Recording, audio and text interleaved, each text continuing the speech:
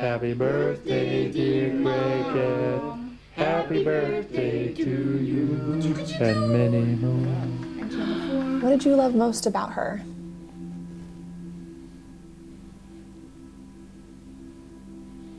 Gee, she had a nice laugh. It would make me smile just to hear her laugh.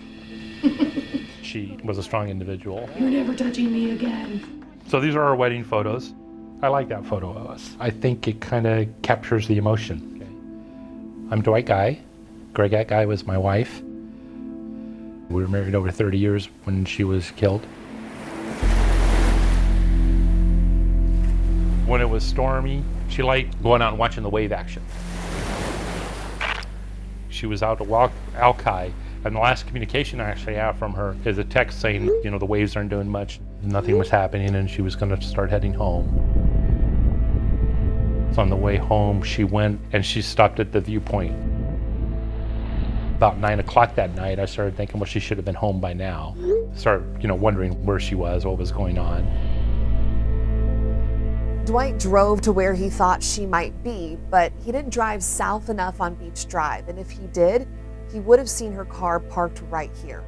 I called 911 and made a missing persons report, and I happened actually to open up my computer, and I was looking, and there was a report, and it might have been KING5. For the people who live here along Beach Drive in West Seattle, it has left them a little unnerved. People on the ferry seeing a body, and I'm like, oh crap, I bet that's her. Something happened. 2 detectives showed up at my door, or I saw the guy in the suits, and I opened the door. They confirmed that it was her. The way they said it, it was random. Came up behind her, slit her throat. No reason for it, no cause, just opportunity. It's like, why would someone do that? There was a little disbelief, but a lot of anger, sadness, of course.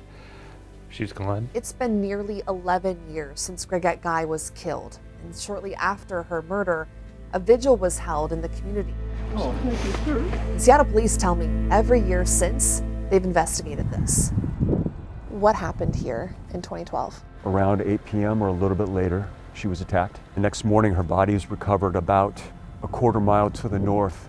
As of right now, we have no eyewitness to exactly what happened when Gregette Guy was attacked. It's just a lot of questions that we need to answer. Just a random attack on a random woman at a random park in West Seattle. It's very disturbing. Yeah. At this point in time, I don't know that it'll ever be solved. While Dwight has his doubts after it's been so many years since Gregette was killed, Detective Norton tells me this is a solvable case. I don't like the term cold case.